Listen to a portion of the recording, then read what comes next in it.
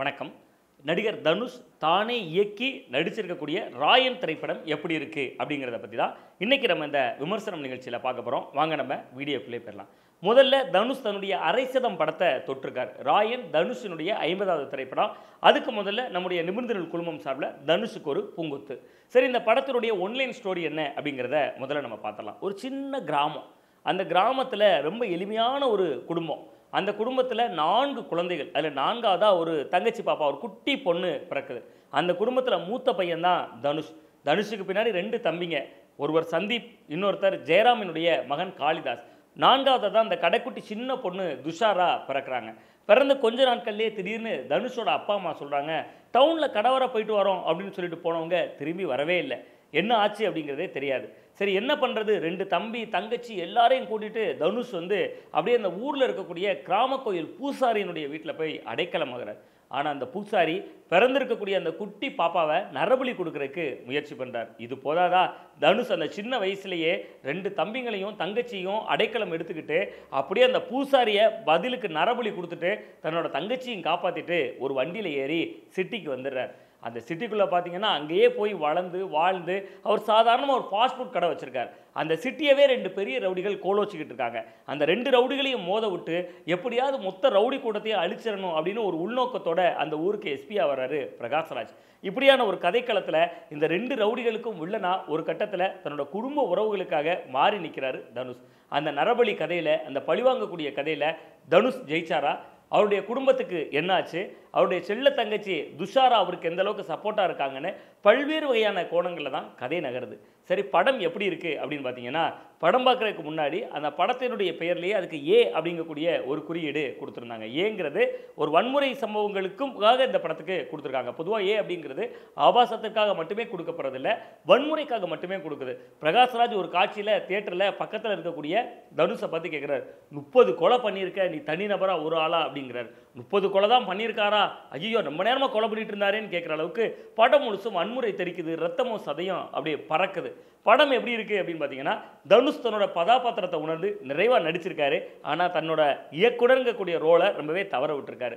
நடிப்பில் ஜெயித்திருக்கக்கூடிய தனுஷ் இந்த படத்தில் இயக்குனராக நிறைய கோட்டை விட்டுருக்காரு அப்படிங்கிறதா நம்ம இந்த படத்தில் பார்க்க வேண்டியிருக்கு. ஒரு கிராமத்திலேருந்து 4 பேராக சேர்ந்துக்கிட்டு அவர் இறங்குறப்ப செல்வராகவனுடைய லாரியில் தான் ஏறி வர்றாரு. அண்ணே சேகரண்ணேன்னு செல்வராகவன்கிட்ட ரொம்ப அன்பு கட்டுறார். முதல்ல செல்வராகவன் வண்டி இறக்கி விட்றப்ப, இந்த ஊரில் நீ எப்படா பொழைச்சிக்குவே, நான் வேணா உன்னை திரும்பி உங்கள் கிராமத்துக்கே வண்டி ஏற்றி விடவா அப்படின்னு கேட்குறப்ப, எங்கள் நாய் கூட பொழைச்சிக்குது, நாய் கூட சாப்பிடுது தூங்குது, இந்த இடத்துல இருக்க அஞ்சறி உள்ள ஜீவன் பொழைச்சிக்கும் போது நான் பொழைச்சிக்க மாட்டேனா அப்படின்னு தனுஷ் கேட்கக்கூடிய அந்த இடத்துல எழுத்து வசனங்கள் கவித்துவமாக இருக்குது. ஆனால் ஒட்டுமொத்த படத்துலையும் வன்முறையே ஆக்கிரமிச்சிருக்கிறதுனால எப்படா படத்தை முடிப்பீங்க அப்படிங்கக்கூடிய மனநிலைக்கு நம்மளை தள்ளி விட்டுறாங்க. அது மட்டும் இல்லாமல் கதைக்கு ஒரு நோக்கமே இல்லாமல், ஒரு தெளிவான பார்வை இல்லாமல், ஒரு புதுப்பேட்டை மாதிரி இருக்கணும், வட சென்னை மாதிரி இருக்கணும் அப்படின்னா அதுக்கு ஒரு கதைக்களமும் இருக்கணும். வெறுமனே வன்முறை காட்சிகள் அது மாதிரி எடுத்துகிட்டு கதைக்களமே இல்லாமல் கதையை நகர்த்தினா எப்படி இருக்குமோ அந்த மாதிரியான ஒரு ஃபீல் தான் எனக்கு படம் பார்க்கும்போது கிடச்சிது. ஒருவேளை நீங்கள் நிறைய வன்முறை படங்களை விரும்பி பார்க்கக்கூடியவராக இருந்தால் உங்களுக்கு இந்த படம் பிடிக்கலாம். ஆனால் இந்த படத்தில் இன்னொன்று மிக முக்கியமான விஷயம் என்னென்னா, படம் முழுவதும் எப்படி இருக்குது அப்படின்னு பார்த்தீங்கன்னா, எஸ்.ஜே. சூர்யா இருக்கார், பெரிய நடிகர்கள் நிறைய பேர் இருக்காங்க. எஸ்.ஜே. சூர்யா இருக்கார், இளவரசர் இருக்கார், பருத்திவீரன் சரவணன் இருக்கார், இப்படி ஏராளமான நடிகர் இருக்காங்க, செல்வராகவன் இருக்கார். ஆனால் அவங்க எல்லாரையும் சரியாக பயன்படுத்தியிருக்காங்களான்னு கேட்டால் எஸ்.ஜே. சூர்யாவெல்லாம் இன்னுமே நல்லா பயன்படுத்தியிருக்கலாம். தனுஷ் ஏன் கோட்டை விட்டார் அப்படின்னு கேட்கக்கூடிய இடம் உண்மையிலே ஒரு யோசிக்க வேண்டிய ஒரு விஷயமா இருக்கு.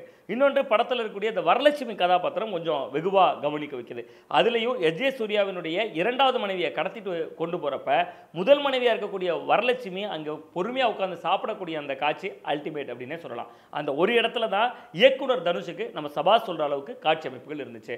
மற்ற பெரும்பான்மையான காட்சிகளில் அவர் ஏற்கனவே தான் நடித்த அசுரனாக இருக்கலாம், புதுப்பேட்டையாக இருக்கலாம், வட சென்னையாக இருக்கலாம், இதெல்லாம் பார்த்துக்கிட்டு அதெல்லாம் மோட்டிவேட் ஆகி அது மாதிரியான காட்சி அமைப்புகள் உருவாக்கணும் அப்படின்னு திட்டமிட்டிருக்காரு. அவரை பொறுத்தவரை அது முயற்சி. நம்மளை பொறுத்தவரை தியேட்டருக்குள்ளே இருந்து பார்க்குறப்ப படத்தை சீக்கிரம் முடிக்க மாட்டாங்களா அப்படிங்கக்கூடிய அயற்சியை ஒரு கட்டத்துக்கு மேலே இந்த படம் தர்றது பெரிய பலவீனமாக இருக்குது. 2 வாரங்களுக்கு முன்பு இந்தியன் படம் பார்க்கும்போது என்ன மனநிலை இருந்துச்சோ அந்த மனநிலையை இந்த படமும் தர்றது ஒரு பெரிய மனக்குறை அப்படின்னே நம்ம சொல்லிடலாம். சரி, படத்தில் வேறு யாருடைய நடிப்பு தான் இப்போ நல்லா இருக்குன்னா, தனுஷ் வழக்கம் போல் நடிப்பு அசுரனாக தான் இருக்கார். நான் மீண்டும் சொல்கிறேன், தனுஷ் நடிப்புக்காக பார்க்கலாம், தனுஷ் இயக்கத்துக்காக இந்த படம் ஜெயிக்கலை அப்படிங்கிறதா தான் நமக்கு நான் ஜெயிக்கலை அப்படிங்கிறது வசூல், கலெக்ஷன், அதையெல்லாம் தாண்டி ரசிக மனநிலையில் ஜெயிக்கிறதுக்கு கொஞ்சம் அந்நியப்படுது அப்படின்னே நான் சொல்லலாம். ஒட்டுமொத்த படத்தையும் தூக்கி சுமக்கிறது யார் அப்படின்னு பார்த்தீங்கன்னா துஷாரா அப்படிங்கக்கூடிய இவருடைய தங்கச்சி கேரக்டர் தான். அவங்க தான் 2ஆம் பகுதியில் அதகலம் பண்ணியிருக்காங்க. தனுஷும் அவருடைய தங்கையும் நடிப்பில் வெகுவாக ஈர்க்கிறாங்க. உண்மையிலே அந்த பெண்ணினுடைய நடிப்புக்கு, துஷாராவினுடைய நடிப்புக்கு உண்மையிலே நம்ம ஒரு ராயல் சல்யூட் அப்படின்னே நம்ம சொல்லிடலாம். தனுஷ் வழக்கம் போல் ஒரு ராட்சசத்தனமான நடிப்பை கொடுத்துருக்காரு. அவருடைய நடிப்பு ரொம்ப நேர்த்தியாக வந்திருந்தாலும் கூட ஒரு ஃபாஸ்ட் ஃபுட் கடையில் இருக்கக்கூடிய ஒரு அண்ணனா ரொம்ப ஒரு தன்னடக்கத்தோட எதுவுமே செய்யாத மாதிரி இந்த பாஷா படத்தினுடைய கதையை நினைவூட்டுற மாதிரி இவருக்கு பின்னாடி இன்னொரு பக்கம் கூட இருக்குது, நீ என்ன சொன்ன, உண்மையை சொன்னேன் அப்படின்னு சொல்கிற மாதிரி ஒரு அடக்கமான அண்ணனாகவும் தங்களை எதிர்க்கிறவங்கள தங்கள் குடும்பத்துக்கு ஒரு பிரச்சனை வர்றப்ப அவங்கள அடக்கம் பண்ண மனிதர்களாகவும் மாற்றுற இடத்துல தனுஷ் ரசிக்க வைக்கிறார். ஆனாலும் பெரும்பான்மையான காட்சிகளுக்கு தெளிவான வர்ணனைகள் இல்லை. இவங்க 2 பேருக்கு ஏன் எதிரியாகிறாங்க, இவங்களுக்கு என்ன பிரச்சனை, தனுஷனுடைய அப்பா அம்மா போனவங்க என்ன ஆனாங்க, அதுக்கு என்ன பேக்ரவுண்டு எதுவுமே தெரியாது. ஒவ்வொரு காட்சிகளும் இப்படிதான். எதுக்கு இவர் கல்யாணத்தை வரைக்கும் அவர் தங்கச்சிக்கு கொண்டு போகிறாரு, கல்யாணம் வரைக்கும் கொண்டு போயிட்டு முந்திர நாள் ஏன் கொலை பண்ண போகிறாரு அப்படிங்கக்கூடிய காட்சி அமைப்புகளில் எதுலேயுமே ஒரு தெளிவான புரிதலோ தெளிவான சித்திரமோ இல்லை. மீண்டும் மீண்டும் நம்ம சொல்லலாம், இந்த படத்தில் ராயன் படத்தில் ஒரு நடிகராக தனுஷ் ஜெயிச்சிருக்காரு. ஒரு இயக்குனராக தனுஷ் நம்மளை திரையரங்கத்தில் சீட்டு நுனியில் கூட இல்லை, ஒரு சாதாரணமாக கூட அமர்ந்து பார்க்க வைக்கிறதுக்கான ஒரு காட்சிகளை கூட பண்ணலை. மற்றபடி தங்களோட கேரக்டரோட ரோலை உணர்ந்து தனுஷினுடைய தம்பிகளாக வரக்கூடிய சந்தீப்பாக இருக்கலாம், காளிதாஸாக இருக்கலாம், ஒவ்வொருத்தருமே நிறைவான நடிப்பை கொடுத்துருக்காங்க. இருந்தாலும் ஒருத்தருக்கு ஒருத்தர் வன்முறை, இவர் அவரை குத்திடுவார், அவர் இவரை குத்திடுவார். நான் கூட தியேட்டரில் பக்கத்தில் இருக்கிறவங்க எங்கே கத்தியோடு நம்மளை குத்திடுவாரோன்னு பார்த்தேன். பரவாயில்ல, நீங்கள் அந்த பயப்பட வேண்டாம், ஏன்னா என் பக்கத்தில் இருந்து பார்த்தது எங்களோட வீடியோகிராஃபர் தான், அதனால் அவர் குத்த மாட்டாருங்கிற நம்பிக்கையில் தான் நான் உட்காந்துருந்தேன். ஏன் இதை சொல்கிறேன்னா, அந்த அளவுக்கு படத்தில் வன்முறை வெறியாட்டமாடுது.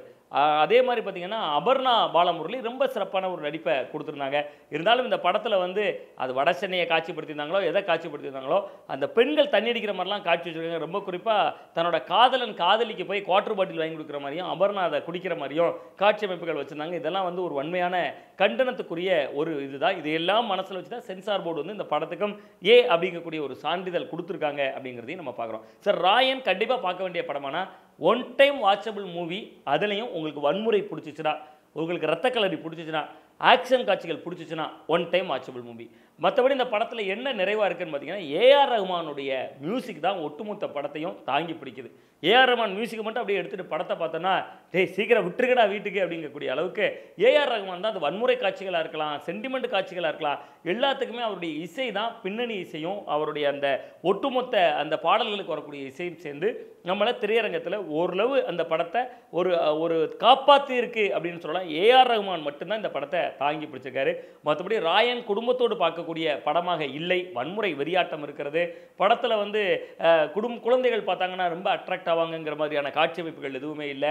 தனுஷ் ஒரு வன்முறையாளராக அதகலம் செய்யக்கூடியவரா, இன்னொரு பக்கத்தில் ஒரு குடும்பத்திற்காக ஒரு பாசமான அண்ணனா அவர் காட்டப்பட்டாலும் கூட கிளைமேக்ஸில் அவருக்கும் அவருடைய தம்பிகளுக்கும் இடையில் இருக்கக்கூடிய அந்த யுத்தங்களை காட்டுறப்ப இது ஒரு சென்டிமெண்ட் கதாபாத்திரமும் இல்லாமல் ஒரு இருவருக்கு இடையில் இருக்கக்கூடிய ஒரு அண்ணன் தங்கை பாசத்தை மட்டுமே காட்டி கடைசியில் முடிக்கக்கூடிய அந்த விதமாக இருக்கலாம். இதெல்லாம் இந்த படத்தை ஒரு பிலோ அவரேஜ் படமாக தான் எனக்கு பார்வைக்கு தோண வச்சுது.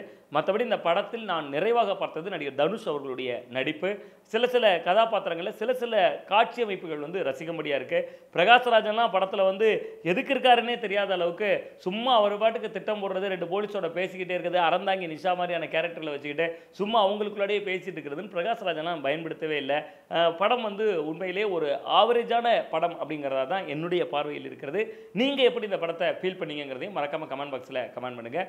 மீண்டும் ஒரு நல்ல திரை விமர்சனம் நிகழ்ச்சியில் உங்களை சந்திக்கின்றேன். நன்றி, வணக்கம்.